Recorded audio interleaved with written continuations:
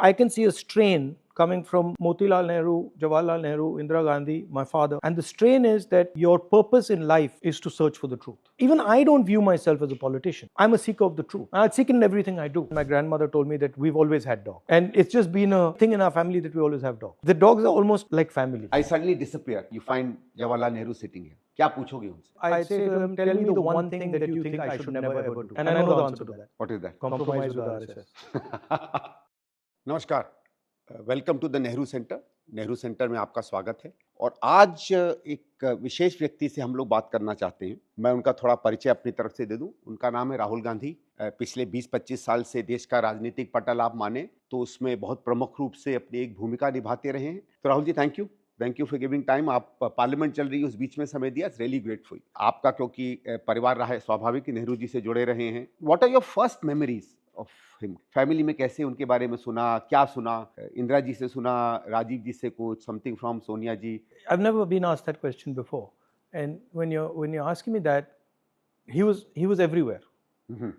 And later I realized that in a lot of the things that my grandmother used to say to me, and the way she used to think about things, it came from him. Achha. But if you were to ask me what is my first memory, when did I first hear of him, I can't really tell you. I don't have one memory. And also, I mean, my grandmother would talk about him as Papa, you know, as Papa father. या Papu? Both. Okay. I mean, to me, she would say my Papa or Papu. And she would talk about him just as a, you know, like the same way I talk about my mother or my father, and experiences, you know, that, for example, he really liked the mountains. Then I remember we were in Kashmir once, and she said, oh, you know, he almost died. He fell into a glacier. ये कब की बात है? I think he had gone trekking and then he had fallen into some glacier, and then When he was prime minister? no, much before. Much before. Yeah. So that story I remember, but I can't place which was the first time I heard of him. Also, the other thing that's underestimated, that the sense I got is that Jawaharlal Nehru was fundamentally shaped by his father. So his father also had a very important role in who he was and what he became. Underestimated role. Motilal Ji. Motilal Ji. And his father was a very particular type of person. When you know, when Gandhiji was thrown out of the train in England, so my great-grandfather and his cousins decided that they would go to the railway station, Allahabad railway station, and throw some Britishers out of first class. अच्छा. Yeah. You know, so they went there and they pulled some Britishers out and threw them out of first class. It's not known. But that was his spirit was very interesting. He was a very unconventional person, you know, and he shaped, it's very clear to me that he shaped my great-grandfather. This idea that is very deep in my family, that politics is actually about truth. And that the idea of having an image of you, a public image of you, is a fundamentally flawed idea. No matter how beneficial it might be, it's a fundamentally flawed idea. That is the central idea that Gandhiji, of course, completely lived by and took. And parallelly, Jawaharlal Nehru was also doing that. You know, I mean, I in his autobiography, I think, or one of his books, he writes that, you know, one of the things that's made me happiest in my life is that I've always had the courage to tell the truth. Yes, You know? yes. He says that. I So said it is this idea that, to me, is actually Nehru. Rahul ji, I think now that you've been telling me this, and I think it's एक बड़ा इलाका खुलता है। जैसे जैसे आप बड़े हुए, कैसे कैसे ये कहानियां which came from more of a personal side of Indira ji, Pandit ji and others, और स्वाभाविक है कि since they were all political people and came through a great tumultuous period, you know, politics must have been as much a part of their life as anything else. How did you come to start knowing, say, the political Nehru, the political Motilal? वो transition कभी family में हुआ या कभी बातचीत में हुआ? There was no political Nehru. Okay. There was no political Indira Gandhi. They viewed the world as completely connected. So they did not view themselves as being politicians. If you were to ask me how they viewed themselves, all of them. I never met my great-grandfather. I never met Motilal ji. But I can see a strain coming from Motilal Nehru, Jawaharlal Nehru, Indira Gandhi, my father. And the strain is that your purpose in life is to search for the truth. And that's really how you view yourself. No matter what you do, that's the frame. My grandmother did not view herself as a politician. If you were to ask me, she viewed herself as somebody who was living their life and had multiple things that they were doing. And the idea that, I mean, there's no way you can take a Jawaharlal Nehru and encompass him by politics, right? Because my immediate response to you would be, okay, what about author? What about prisoner? What about resistor? What about, friend? So even I don't view myself as a politician. I mean, other people say you're a politician, but no, I'm a seeker of the truth. I seek in everything I do, right? And I think that's a much better frame to understand them. The other strain that is there, and again, it was there in my father, it was there in my grandmother, and it was there in my great-grandfather, which is that they're not interested in what you think of them. They're not interested in what you will think of them. They're interested in action. They're interested in, I'm doing this now. And this is correct for me to do now. I'm not incentivized by what you will think of me 20 years from today or 30 years from today.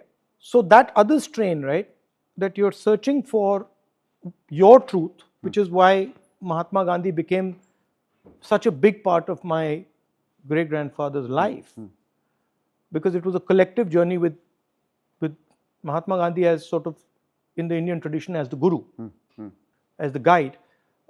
But these two strains I see very clearly, that they don't really care what people will think of them. They will not be, they're not acting because people think they should act like that, never. They're acting because this is what we think is true. Now, they might come to what is true by listening to people. ठीक बात है. मतलब वो सच कहाँ से आएगा, वो जनता से आएगा. खुले दिमाग के खुले दिल के लोग. हाँ, right? I think ये अच्छा हुआ, because lot of things about Pandit ji also, and later on Indira ji also, although suddenly start opening up in front of me. जैसे I think the bravery, the bravado, the honestness in many of Nehruji's letters. आजकल अगर आप देखें, I don't want to compare him with anybody. I don't think Nehru is really comparable. But करें तो कहीं वो नहीं मिलता है. I think the kind of way in which he said things which he wanted to, even confront people, even with his very, very close friends. For example, much of that is made out between Patel and Nehru is because they opened up their hearts to each other, and I think they were much more honest than many of us would ever dare to be.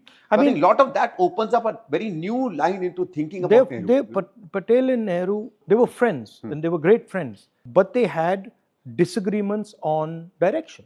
And that's perfectly fine. That's perfectly fine. I mean, even Mahatma Gandhi and Nehru had some differences on direction. But these two strains, I clearly see, and I see them in myself also. They are damaging also politically in today's context. कैसे? Because आजकल लोग सच्चाई नहीं सुनना चाहते. But somebody has to tell it. As a politician, if you frame it that way, it's easier to say, भाई आप ये सुनना चाहते हो, बता देता हूँ. But my soul doesn't let me do it. I just can't. And I'm like, okay, I'll take the hit. I'm happy to take the hit. But I'm not going to veer off from the truth because you want me to. It's like ek prakar ki, I don't know what it is. Pandit Nehru did both during the freedom movement and as Prime Minister.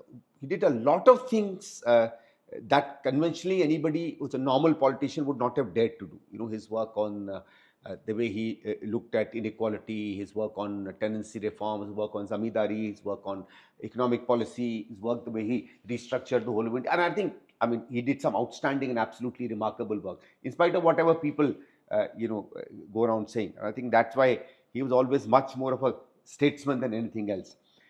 How is it he was able to finally, get a country that comes out of colonialism, that's much more, I won't say backward looking, but say much more traditional at that point. We've always been a very, very religious society. No, superstitions have always been there. How is it that, because you're saying that, today you said sometimes वो सच्चाई शायद लोगों में ना उस तरीके से जा पाए, and as you said कि you also sometimes feel कि उसका एक backlash आता है या political success नहीं आता. How is it that somebody like him was able to do that, and perhaps is it because India as a society, as a voters, we've changed slightly, या थोड़ा माहौल कुछ वैसा है? I mean, where do you peg it? Because आप तो इतना घूमते हो ना, आप connect करते हो लोगों से. We were in a much harder situation in 1935 than we are today. We were ruled by the British, the large mass of India, ruled by the British. It was a partnership between the British and the Maharajas, between the Maharajas' bureaucracy, between the Maharajas' armies, between the Maharajas' business system and the British. And the Indian people were completely squeezed. In some ways similar as to what's going on today with Adani, Ambani and stuff. But we were much more courageous at that time than we are today. Today, what is missing is certainly at the leadership level and also overall, people are scared, right? And these people were not scared. I mean, their whole thing, Gandhi, Nehru, Patel, Ambedkar, their whole thing was confronting fear, becoming friends with your fear. And really that's what they taught. Nehru didn't teach socialism or politics or science. No, Gandhi didn't teach any of those things. All Gandhi and Nehru did was they showed India that you can be brave, you can be courageous. And millions of people followed them. So that to me is the difference. All human endeavor, all powerful human endeavor is a confrontation of fear. Whether you're a scientist or you're an engineer, whatever you are, if you're doing something well, what you're actually doing is confronting your fear. You're saying, okay, these gentlemen are fighting the British Empire. That is scary. That is scary. I mean, that's a very scary thing. They are going to jail, they are being beaten up. They can be killed. If the British Empire wanted to kill Mahatma Gandhi or wanted to kill Nehru, it was like it was like that. So you're sitting there facing death. That's why these people arise. Also, Rahulji, it takes far greater strength for passive, non-violent resistance than any other. I think non-violent resistance is, you need to be probably the bravest. Samne banduk ho, lat ho, and all that you are raising is your moral unity. And it's very difficult. If you want to do non-violence resistance, then truth is your only weapon. Truth is your only. It's that Arjun story, that no matter what you did to Nehru, Mahatma Gandhi, Ambedkar, no matter what you did to them, they were not budging from the truth. That's why they became who they became. So Nehru's the idea of resistance and clarity about the truth and bravery. That's what it is. Rahulji, let me ask you one question, and whether you also got some idea from Indira ji from this. At the time of Nehru, he was one among stalwarts. I mean, as you say, probably any one of them could have become India's Prime Minister. The others were great stalwarts themselves, okay? And I think his greatness was that he was great amongst greats. I think you could have taken, I suspect that in that time, the Congress party probably had a pool of 50 people who could all lead India. Many of them we know, certainly Mahatma Gandhi, Jawaharlal Nehru, Patel, Bose, many of them we don't know. Yeah. Right? And many were in the States. Many were in the probably States. Equally capable. Yeah, equally capable. Just in a different place in the freedom struggle. But what the freedom struggle was doing, freedom struggle was like sandpaper. Like sandpaper. Yeah. So it was just removing everything that was not truthful. If you're fighting the British and you have a single lie, they'll get you. Like today, if you're fighting the BJP and you have anything to hide, you've been corrupt or you've got anything to hide, you're finished. So what protects you in an environment when there is oppression? The truth. The reason I can say whatever I want is because the truth protects me. And I don't run off suddenly from the truth. And if I don't run off from the truth, I'm protected by the truth. So that's what these leaders were showing. That's what an Indian leader is. तो राहुल जी भाई क्या बताइए, take these leaders and the fact that while they were very popular, you know, Sardar Sahab ko le lijiye, Nehru ji, Gandhi ji, of course, even Maulana Azad, all the others, I mean, each one of them was extremely popular. They were popular in spite of many of their ideas that directly confronted many other beliefs in society, whether it's on caste or religion. Let me correct you. Let me correct you. How come they still were able to maintain that confidence? Let me correct you. Actually, if you look at Gandhi carefully, you will find that he was extremely unpopular with the Indian elite. They hated him. Elite, yes. They absolutely hated him. The newspapers hated him. The businesses hated him. The Maharajas hated him. The British hated him. The masses liked him. Right? So, and slowly, as the masses lined up behind him more and more, then others started to like him. How come there was a particularly different kind of leadership that leads India in the 30s, 40s, 50s, and through extremely tough times, and leads them against probably the world's greatest empire the world has seen. My favorite. What's the difference today? My favorite story is Fidel Castro's story. So a journalist goes to Fidel Castro, and he says, you're a genius. And Fidel Castro says, why? American journalist. He says, why? He says, because you've found these guys, Che Guevara, Camilo Cienfuegos, these guys are unbelievable guys. They're ready to die for the revolution. What is your technique? How do you manage them? And how do you find them? So Fidel Castro looked at him and said, you're an idiot. He says, I don't find them and I don't manage them. So he's like, what do you mean? He's like, no, I don't do it. Batista does it. Achha. So all I do is, I stand in one place and these people come. When Batista's army, Batista was the man he was fighting. When Batista's army comes, half of them run and the other half get killed. What's left are the people you're talking about. So it is always the attacking force that creates the leadership. It's never the leadership that is being created. This is a selection process. There were millions of people who stood against the British. Many of them died. Many of them ran away. Many of them colluded. And these people were persistent.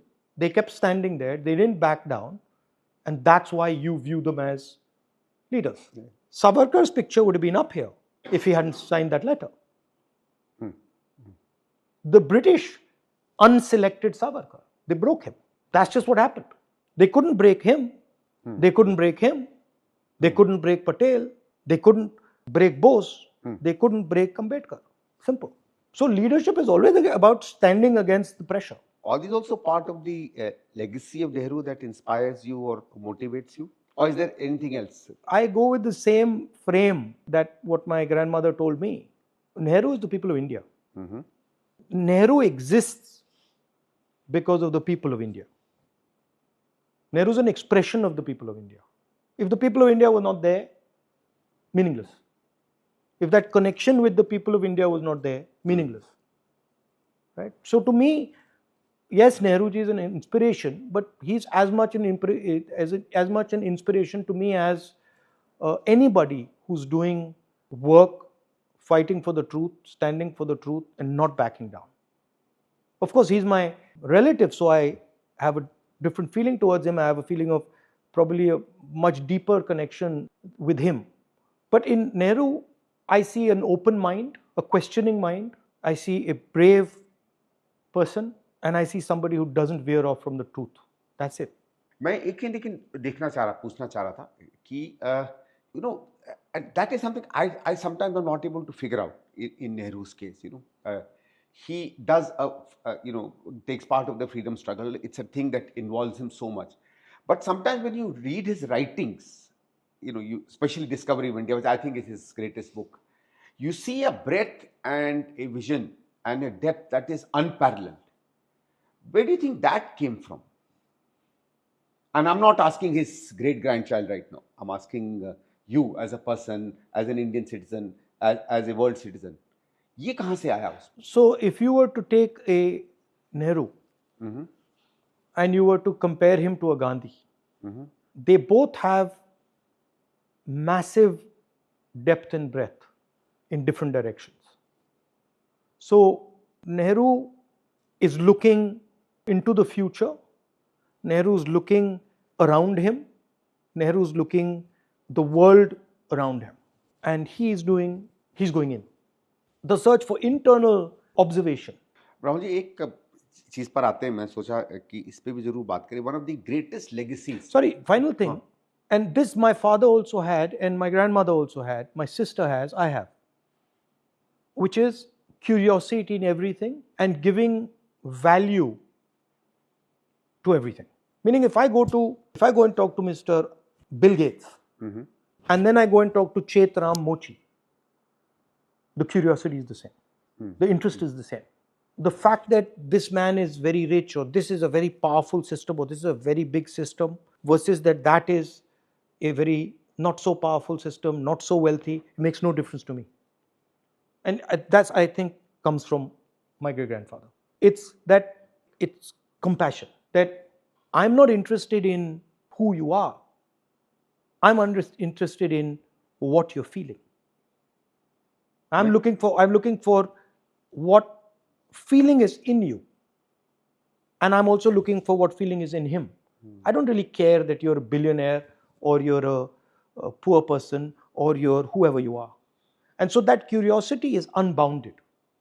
That's why I reacted to the politician. I'm not a politician. And I refuse to be boxed into this structure that somebody just makes up and says. I'm a politician, or I'm a businessman, or I'm an academic. I just, these are labels. I don't buy them. Lot of this is how Nehru ji जब कहते हैं भारत माता कौन है, who's Bharat माता, this is I think how he talks about. एक और चीज जो अब मैं पूछना चाह रहा था, amongst the great legacies of Nehru, and there have been many. I'm not going to talk about his economic and other legacy. Maybe we'll do it if we have time later. एक चीज जो इस समय somehow it's under question, under threat, under pressure is this whole thing of democracy. And I think that's one of the greatest things that he established. It's very easy to say कि India तो democratic हो ही जाता. And a lot of people say कि what is there, constitution talked of an election. Elections is not democracy. Having a good constitution does not ensure there is democracy. People also don't necessarily ensure democracy, even if they want a democracy. It's how the leader sets the initial patterns, how he democratizes institutions, how he instills both within himself and to the others the spirit of democracy. वो आपको क्या लगता है, क्या ऐसी 3-4-5 चीजें थी when he really became a hero and a warrior of democracy, और इस समय जो उस पे challenges आ रहे हैं, I want to talk you to tell me a little bit about that. Again, there are two religious philosophies in India. Shaiva philosophy is completely democratic. There's nothing undemocratic about the Shaiva philosophy, right? Guru Nanak is completely democratic. Kabir is completely democratic. They do not believe in a hierarchy. They do not believe in a caste structure. They're purely democratic. So there is a very profound and deep democratic strain in India. And Gandhiji represented that strain. My great-grandfather represented that strain. Ambedkar ji represented that strain. And that is what is under attack. What is under attack is not just the democratic institution of our country. What is under attack is a particular religious philosophy that underpins that democracy. The constitution is, the ideas in the constitution are 3,000 years old.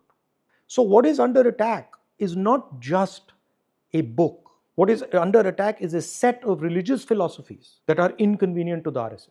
And that is what Gandhi used to defend, and that's why he died. So what you're saying in the, that Nehru was as much somebody who imbibed or great believer in the great intellectual and philosophical traditions of the 17th and 18th centuries, as much as in the India that you No, have. what I'm saying is that, I'm saying something different. I'm saying that Nehru is much, much closer to an Indian philosophy than he is to any Western idea.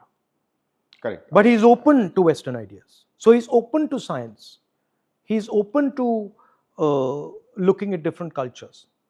But his foundation comes from the Indian spiritual tradition. So what you're saying is really open to modernism, as everything modernizes itself, As are all people who follow this tradition. Yeah. Who are these people? What are they doing? Why are they doing it? How are they like me?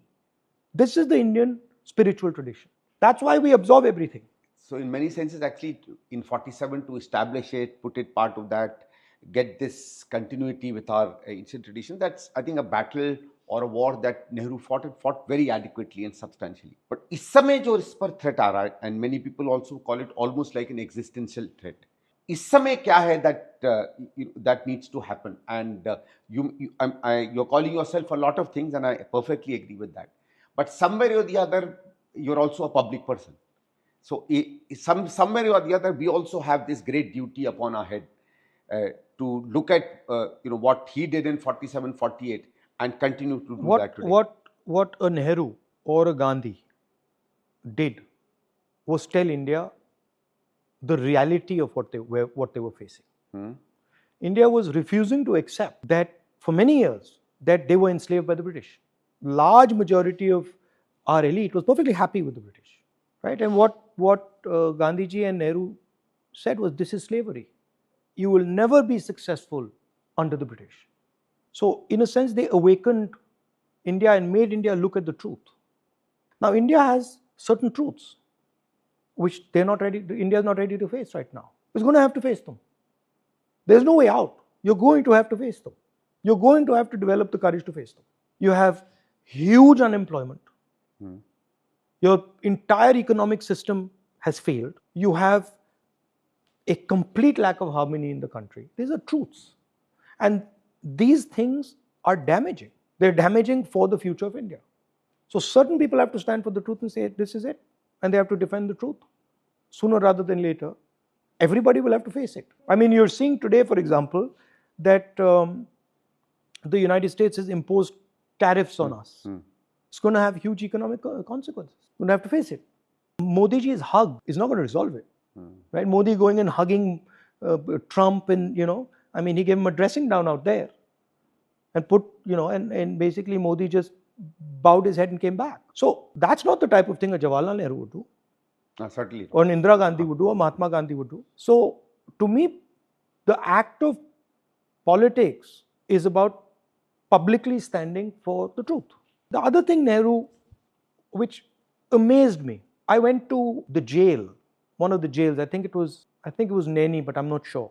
I happened to be going to that jail, and the jailer told me, your great grandfather was here. So I said, aapko main dikhata hu. And he took me to the cell where my great grandfather was, small little place. He was in solitary confinement. And then he said, then we looked at it, and then he said, main aapko visitor's book dikhana chahta hu. He showed me the visitor's book. And now that visitor's book is written by Nehru when he's leaving jail, probably a 3-year term or something. And what do you think he's saying in that book? He's thanking the jailers. Acha. Yeah. And he said, thank you for giving me such a great time. Thank you for teaching me so much. Thank you for everything you've done for me. So these people had no enemies. They didn't view the world as me and my enemy. They understood very well that there were forces that were resulting in what was going on. And what you had to fight was the forces. मैं कह रहा हूँ दो चीजें जो नेहरू जी के बारे में lot of people know, a lot of people don't, is that there are many shades to his personal life. I think 2 things that stand out. One is his pets, and I think that's something which is in part of your family's tradition. Indira ji के पास रहे हैं, आपके पास रहे हैं. Tell us a little bit about that from Nehru's time to yours. Now that you say it, one of the first times I heard about my great grandfather was when my grandmother told me that we've always had dogs. Acha. Right. And it's just been a thing in our family that we always have dogs. There's never been a time in my life where we haven't had dogs. And we are very fond of all animals. Going to the forest, seeing wildlife. My mother does bird watching in her garden. She knows all the birds, all the plants. So that curiosity has been there. The dogs are almost like family. Have you kept pets other than dogs? Pets other than dogs. We had a parrot, cat we had, rabbits we had once. Okay, and any traditions of food and all that come from Panditji's time, or from your family traditions in your? Yeah. We at lunch we always have desi food, Kashmiri food. Acha. Often, yeah. अच्छा. So dum aloo, khatte aloo, kofta, some types of bhindi. There's a bunch of things that my mother does. अच्छा. And in Indraji's time also. Same, that was always. there? Okay. Yeah. So and how do you get cooks to make that? Oh, it's handed down. So our cook was taught by the earlier cook, was taught by the earlier cook, was taught by the earlier cook. Yeah, so that's there. So in many senses, Nehruji remains in many ways in your Yeah, family. our tailor is the great grandson. Mama's tailor is the great grandson of the gentleman who invented the Nehru jacket, who was my great grandfather's tailor. Yeah. Oh, acha. Wow. Yeah. I think So he made the Nehru jacket. He made the Nehru jacket. Oh. What these days some people try and name it as somebody else. Yeah, exactly. Because हम लोग तो उसको Nehru jacket ही जानते थे. Finally, Rahul ji पूछना था. आजकल उस पे नरेंद्र मोदी नाम लिखता है. हाँ भाई. Final question, Rahul ji. Suppose suddenly there is a flash. Oh, there's one other thing that Dadi taught me that went into my head and I just follow, which she said she got from my great grandfather, was that whatever happens, do 1 hour of exercise every day. हाँ अच्छी. अब वो एक सवाल मैं भूल गया, मैं पूछना चाह रहा था. So I saw that. I mean, throughout her life, I never saw a day when Dadi didn't do 1 hour of exercise ever. It just didn't yoga happen. करती थी या पता नहीं. वो उनका एक पीला रंग का एक मैट सा था एंड उस पे वो एक्सरसाइजेज करती थी. उसमें योगा की एक्सरसाइजेज भी थी, बट फिर वो अपनी उनकी भी एक्सरसाइजेज थी. पंडित नेहरू तो योगा करते थे. उनकी कई again the same. I think the exercises were the same. अच्छा. So there was some yoga in it, but there was also just regular physical exercise. So you it do was a little routine. bit of that or different? No, mine. I mean, I never actually listed what she used to do, and I never really knew what the full routine was. But I do my own. I do judo and I do other stuff. Okay. Now you have to answer this last question. Suppose I suddenly disappear and you find Jawaharlal Nehru sitting here. क्या पूछोगे उनसे? आपको 5 minute मिलते हैं उससे बात करने में. क्या बात करोगे? I'd say to him, tell me the one thing that you think I should never ever do. Okay. Or? And I know the answer to that. What is that? Compromise with the RSS. ठीक है. I think it's been really great. And thank you on behalf of the Nehru Center.